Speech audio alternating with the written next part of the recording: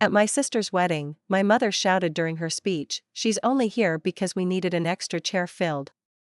Then she turned to me and sneered, "How's that unpaid internship treating you?" I tried to leave, but my sister grabbed my wrist and said, "No one leaves until we finish her roast." Then my ex walked in holding my journal. The first line he read had everyone gasping. The other night at my sister's wedding, my mother humiliated me during her speech, calling me useless because of my unpaid internship. When I tried to leave, my sister physically stopped me and said no one could leave until they finished mocking me. To top it all off, my ex showed up unexpectedly, carrying my personal journal and reading private entries out loud to the entire reception. Everyone gasped at what he exposed. I'm still in shock and trying to figure out how to even process this betrayal. I stood by the open bar, nursing my second glass of sparkling wine that tasted a little too sharp, a little too dry for my liking. The laughter from the head table rang across the hall, punctuated by the clink of glasses and the low hum of a jazz trio playing in the corner. "You good?" asked Amelia, a distant cousin I barely knew, as she leaned in with a sympathetic look. "Yeah," I lied, forcing a tight smile. "Just tired." I wasn't good. I was regretting every decision that had led me to attend Hannah's wedding. The gold invitations, the passive-aggressive texts about RSVPing, the tight hug from my mother when I arrived that felt more like a security check than any genuine affection, all of it had built to this thick, buzzing anxiety in my chest. But I stayed. Because I thought maybe showing up meant something. Maybe they would see me, finally. When the speeches started, I sunk lower in my seat, willing myself to be invisible. At first, it was typical wedding fodder. Darren's brother made a few jokes about bachelor party shenanigans. One of Hannah's college friends choked up describing their wild, beautiful friendship. People clapped, they laughed, they clinked glasses. Normal wedding stuff. Harmless. Then my mother, Victoria, stood up. She didn't need the microphone. Her voice had always been sharp enough to slice through a room without help. She started sweet, praising Hannah's beauty, her bright future, how she had always made good choices. People nodded, smiled, murmured approval. I even caught myself relaxing a little. Until her eyes flicked to me. "And of course, we're so happy Marissa could be here," she said, with a smile so tight it looked painful. "She's only here because we needed an extra chair filled." The hall erupted in a mix of awkward laughter and stifled gasps. Someone actually choked on their drink nearby. I could feel dozens of eyes darting toward me, then away just as quickly. I froze. My mouth went dry. My heart thudded in my chest so loudly it drowned out the music. "And how's that unpaid internship treating you, sweetheart?" she added with a sneer, raising her glass in a mock toast. I stood up, bumping my knee hard against the table, knocking over my barely touched drink. It splattered across the white tablecloth in a messy bloom. I didn't care. I needed to leave. I needed air, space, anything but this. I turned toward the exit, my vision swimming, but before I could even take a step, a hand clamped around my wrist. Hard. "Hannah. Where do you think you're going?" she said through clenched teeth, her smile wide and frozen for the guests. "I'm leaving," I whispered, trying to pull free. "No one leaves," she said, squeezing tighter. "Not until we finish her roast." Finish. Her. Roast. As if it were some kind of scheduled entertainment. I yanked harder, but Hannah dug her nails into my skin. I barely registered the sudden hush that fell over the room until the heavy wooden doors at the back swung open with a dramatic creak. And there he was. Ryan. My ex. Looking almost smug in a navy suit that fit him too well for my comfort. His presence alone would have been enough to make me bolt, but it wasn't just him. In his hand, he carried something familiar. My journal. I recognized the worn, leather-bound cover immediately, the fraying corner where I'd nervously picked at it during late-night subway rides home from my miserable unpaid internship. Ryan walked right up to the stage, right up to the microphone, completely ignoring the sputtering of the wedding planner and the confused murmurs from the crowd. No one stopped him. Not even my mother. She watched with interest, wine glass poised elegantly at her lips. Ryan opened the journal, casually flipping through pages like he was browsing a menu. And then, he read. I hate my family so much sometimes I dream about disappearing and letting them think I'm dead. Silence. You could have heard a pin drop on that marble floor. I heard someone near the front whisper, "Oh my God."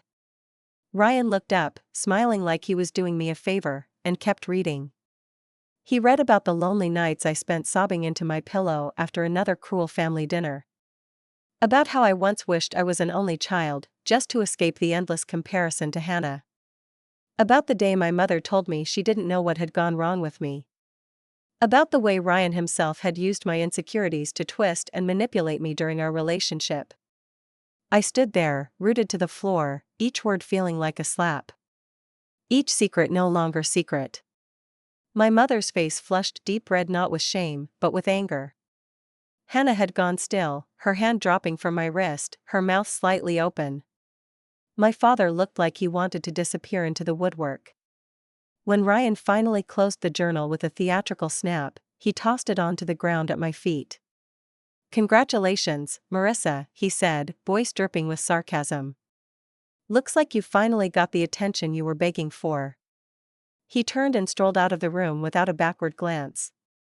I stood there, surrounded by the wreckage of my humiliation, my family's perfect facade shattered around us.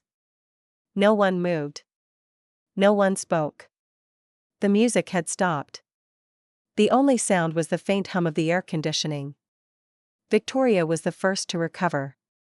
She stormed toward me, heels clicking furiously against the floor. You ungrateful little wench, she spat, voice low and furious. How dare you embarrass us like this? Hannah's wedding day, and I didn't hear the rest. I didn't care. Something inside me had snapped. I turned and walked out, my legs shaky but determined, stepping right over the fallen journal without picking it up. I didn't run. I didn't hide my face. I walked, feeling every single stare on my back like a brand. The night air hit me like a slap when I shoved open the doors. I stumbled down the stone steps of the Biltmore, my chest heaving, tears stinging my eyes but not falling yet. I didn't know where I was going. I just knew it had to be anywhere but here. I made it across the grand circular driveway of the Biltmore without looking back, the glittering wedding lights behind me growing smaller and more distant with each step. My heels wobbled against the uneven cobblestone, so I finally kicked them off and carried them by the straps, my bare feet hitting the cool stone. Somewhere inside, I could still hear the muffled chaos, voices rising, my mother's shrill accusations, my father's fumbling attempts to smooth it over, the wedding planner trying desperately to regain control. I didn't care. I just kept walking. I found a bench tucked under an ancient oak tree near the parking lot and sank onto it, the hem of my dress pooling around me. I cradled my head in my hands, the full weight of everything finally crashing over me like a wave. The journal. Ryan. The things he read. The faces in that room, twisted in shock, in judgment, in pity. And above it all, the sharp memory of my mother's voice, laughing at me like I was nothing more than a bad joke. I sat there for what felt like forever, the night pressing in close and damp. Every now and then, I heard footsteps or laughter drifting from the reception hall, but no one came looking for me. No one called out my name. It was better that way. Eventually, I dug my phone out of my tiny clutch. A couple of texts blinked on the screen. One from Amelia, "Are you okay? That was cruel. LMK if you want a ride or something." One from Hannah, "I can't believe you would do this to me.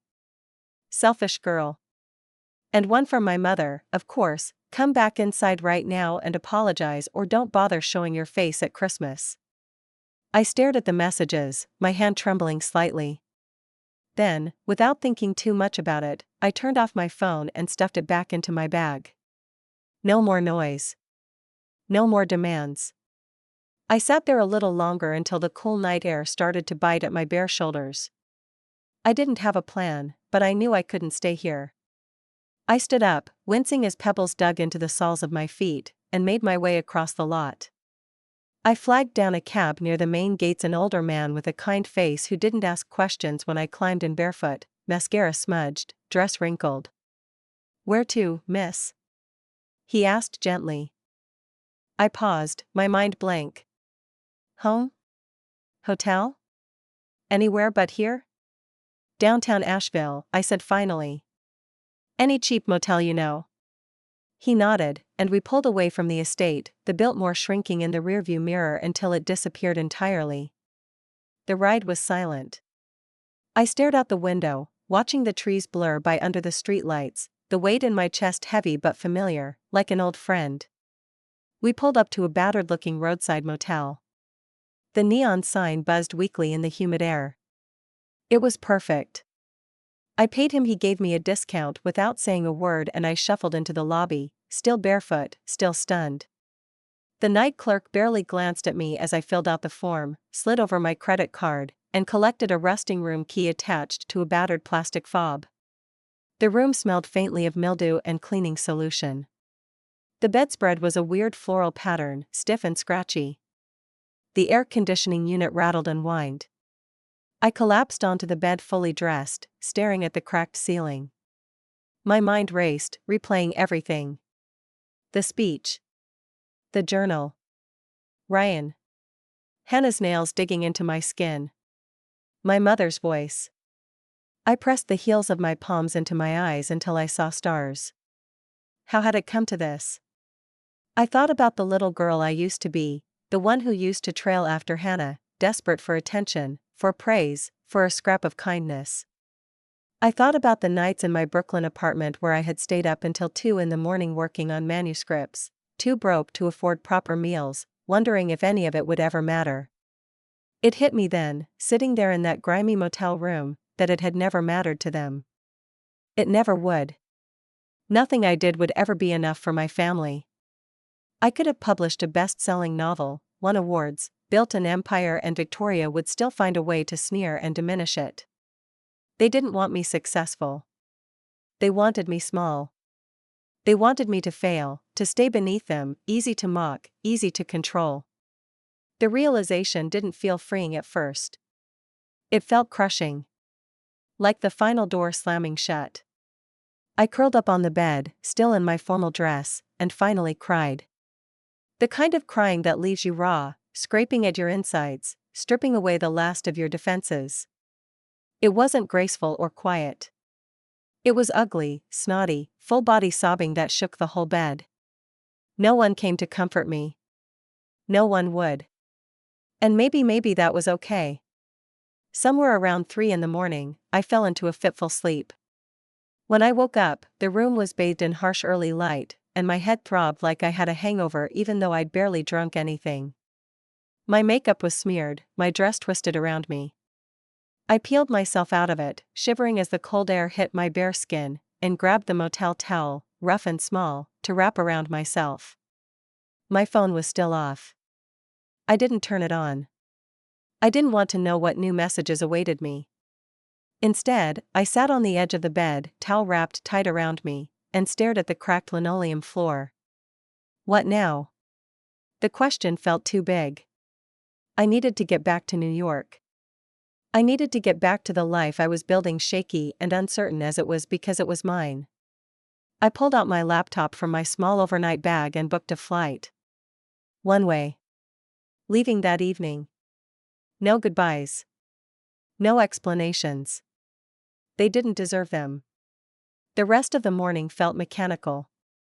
I took the quickest, coldest shower of my life in the motel's grimy little bathroom, scrubbing off the remnants of last night as best I could. My hair, still sticky from hairspray and smoke from the reception, went up into a tight knot. I put on the only change of clothes I had packed, a plain black t-shirt, jeans, and worn sneakers. It was like armor, nothing fancy, nothing they could judge or ruin. I left the motel without checking my phone, without saying a word to anyone. The cab ride to Asheville Regional Airport was uneventful, the cabbie sensing that I wasn't in the mood for conversation. My body felt sluggish, my mind oddly calm, like the numbness after a fresh wound. The airport was small, familiar. The same bland smell of overpriced coffee and cleaning fluid. I moved through it on autopilot, checking my bag, finding my gate, sitting stiffly in a plastic chair among early morning travelers. Families with noisy kids. Businessmen glued to their laptops. Couples whispering over lattes. None of them noticed me. That was fine. The flight itself was short but suffocating. I pressed my forehead against the window, watching the green fields and winding rivers below blur into an endless quilt. I thought I might cry again, but no tears came. I was dried up, emptied out. Somewhere between Asheville and New York, I decided something quietly, without fanfare. I was done trying to fix it. I was done chasing them. If they wanted a villain so badly, they could have it, but I wasn't going to stand still while they threw stones anymore. The plane landed at LaGuardia with a bone-jarring thud. I gathered my things slowly, feeling the stiffness settle into my muscles from the long, tense morning. The taxi line outside was long, impatient, New York to its core. I didn't mind. I let the noise wash over me, the sharp horns, the shouted conversations, the thrum of energy vibrating under the concrete. It was rude, loud, dirty, and I loved it. It was home in a way Asheville never had been. When I finally slid into the backseat of a yellow cab, the driver raised an eyebrow in the mirror. "Rough flight?" he asked. "Rough weekend," I said, voice hoarse. He nodded without pressing. I appreciated that more than he could know. The ride to my apartment in Brooklyn was long, choked with traffic even on a Sunday afternoon. I didn't care. I stared out at the blur of graffiti-tagged walls, corner bodegas, old brick buildings with peeling paint. My city. My mess. When the cab pulled up to my block, it almost startled me. I paid, tipped generously, and stood on the cracked sidewalk for a minute, just breathing. The stoop of my building looked the same, chipped paint on the railings, old flyers peeling off the door, someone's forgotten takeout bag balanced precariously on the step. I climbed the stairs slowly, feeling every step in my sore legs. Inside, my apartment smelled faintly of coffee and dust. Sunlight slanted through the dirty window, illuminating floating motes in the still air. I dropped my bag by the door, kicked off my sneakers, and stood there in the middle of the tiny living room, unsure what to do next. Without thinking, I walked over to my small bookshelf. There, tucked between a battered copy of The Bell Jar and a water-stained Little Women, was my backup journal, the one I kept here, hidden, untouched for months. I pulled it out, fingers brushing the cracked spine. Sat cross-legged on the floor. And opened it to a blank page. The pen hovered for a second. My mind spun with everything I could write: rage, grief, humiliation, betrayal. But when the tip touched the paper, only one sentence came out. I'm still here. It wasn't much. But it was enough. I closed the journal softly and leaned back against the wall. For the first time in what felt like forever, I allowed myself to simply exist. Not Marissa the disappointment. Not Marissa the extra chair to fill. Not Marissa the roast subject. Just Marissa. It was terrifying. It was exhilarating. By Monday morning, the familiar, mechanical rhythms of my real life started to pull me back. The city didn't stop because my world had cracked open. It didn't care about humiliations or betrayals. Bills still needed to be paid. Work still needed to be done.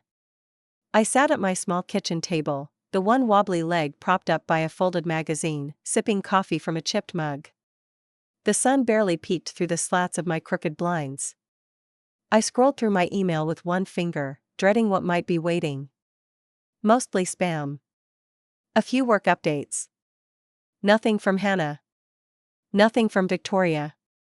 That part stung more than I wanted to admit. I shut my laptop with a sigh and stared at the peeling paint on the wall. I could feel the void where their presence used to be. The ugly, aching need to prove myself. The desperate itch for some tiny scrap of approval. It wasn't gone, not yet, but it was quieter, somehow. I stood up and wandered over to my window, pressing my forehead against the cool glass. Outside, Brooklyn moved on without me. A dog barked somewhere down the street. The deli on the corner had a new sandwich special scrawled in fading chalk. Life. Ordinary, relentless life. I needed to step into it. No more hiding. The idea of going to the office made my stomach twist, though. After everything that happened, the idea of smiling and nodding at coworkers felt impossible. Instead, I grabbed my jacket, shoved my wallet into my pocket, and walked out into the city. The streets buzzed with Monday morning energy, coffee carts steaming, bike messengers weaving through traffic, commuters hunched into their coats. I let myself get swallowed by it, moving without a destination, without a plan. By the time I finally slowed down, I found myself standing in front of a bookstore I used to visit when I first moved here, a tiny, cluttered place tucked between a laundromat and a pawn shop. The familiar smell of old paper and wood polish wrapped around me the second I pushed through the door. I wandered through the narrow aisles, trailing my fingers across the spines, the soothing weight of forgotten words anchoring me.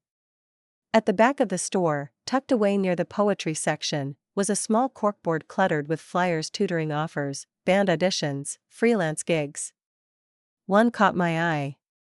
Assistant needed, independent publisher seeking help with new manuscripts. Flexible hours. Small team. Pay based on experience. A handwritten note. No flashy logo, no corporate email. I stared at it for a long moment.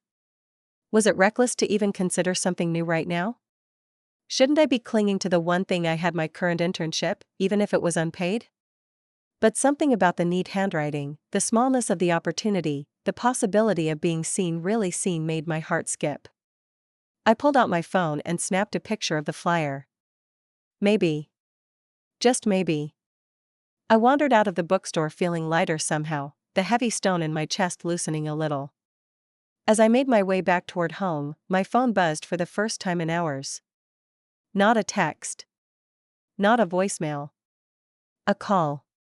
From an unknown number. I almost let it go to voicemail. Almost. But something, maybe that stubborn little voice that hadn't completely given up on hope, made me swipe to answer. Hello? There was a pause, just long enough to make my skin prickle. Then a voice I hadn't heard in years. Marissa? It's Uncle David. I blinked, confused for a moment. David was my mother's brother, the black sheep of the family, estranged for reasons Victoria never fully explained. Growing up, he was a shadowy figure, more rumor than reality. I hadn't seen him since I was maybe 12. Hi, I said, caught off guard. How did you get my number? He chuckled, a deep, warm sound. Your cousin helped. Don't worry, I'm not stalking you. I just heard about what happened at the wedding. Word travels fast in our family. I didn't know what to say to that. I felt my shoulders tense automatically, bracing for another lecture, another blow. I just wanted to tell you, David continued, voice steady, you're not crazy. You're not wrong. And you're definitely not alone. For a second, the world tilted under me. I know what it's like, he said. To be the one they tear down just to feel better about themselves. I swallowed hard. My throat felt tight, my eyes burning. Thank you, I whispered, barely able to get the words out. If you ever want to talk, he added, or if you ever need a place to crash that isn't some motel off the highway, my wife and I live just outside the city now. Open invitation. I nodded even though he couldn't see it. Thanks, I said again, stronger this time. We hung up after a few more words, nothing heavy, just the simple kind of conversation I hadn't realized I craved. Someone reaching out, not to demand or criticize, but to offer. I tucked my phone back into my pocket and stood there on the busy street for a moment, letting the sounds of the city rush around me. I wasn't sure what I was going to do yet. But for the first time in a long time, I didn't feel completely alone.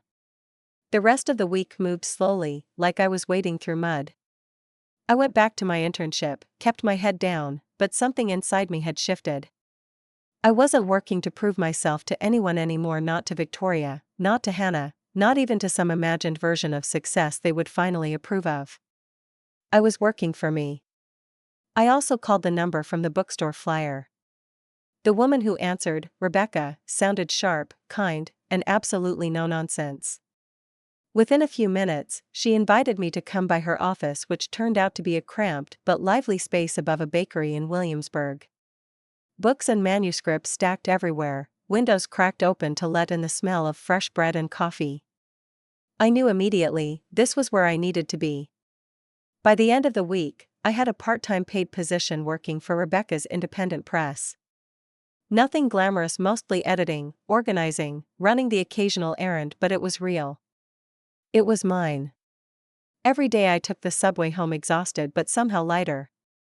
Stronger. And then a few weeks later the final insult arrived. A text from Hannah. Mom wants to know if you're coming to Thanksgiving. She says it's time to forgive and forget. No apology. No acknowledgement of what had happened. Just an expectation that I would fall back into place. The old familiar pattern. I stared at the message for a long time, feeling the old fury twist inside me. But this time, I didn't let it poison me. This time, I smiled. Because I finally knew exactly what I needed to do. Thanksgiving came fast. Instead of heading south to Asheville, I stayed in New York.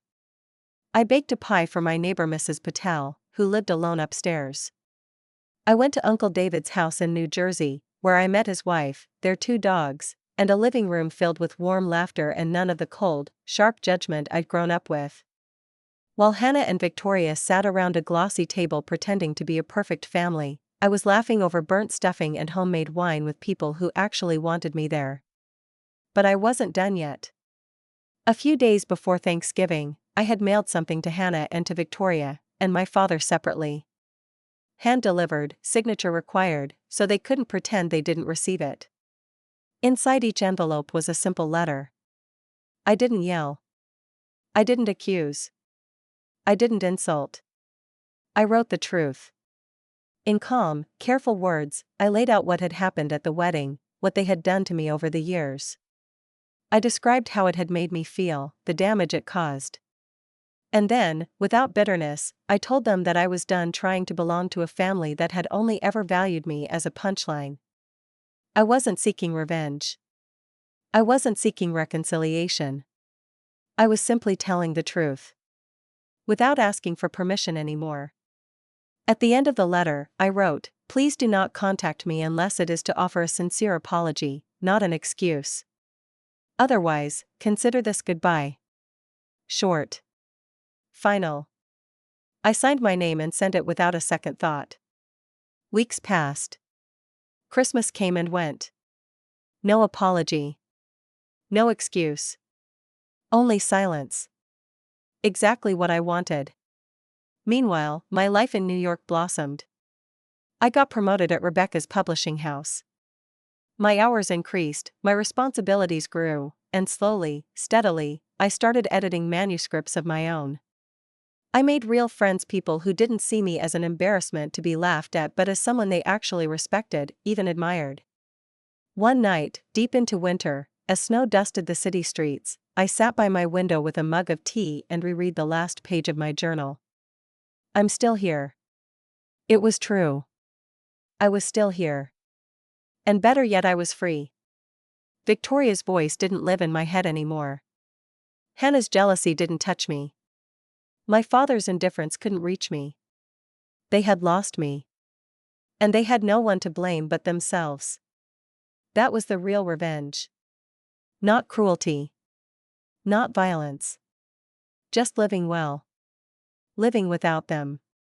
The thought made me smile, a real, honest smile that stretched across my whole face, reaching deep into the parts of me that had been numb for so long. For the first time in my life, I wasn't surviving. I was thriving. I closed my journal, leaned back, and watched the snow fall quietly over the city that had given me a second chance. I didn't need their seat at their table anymore.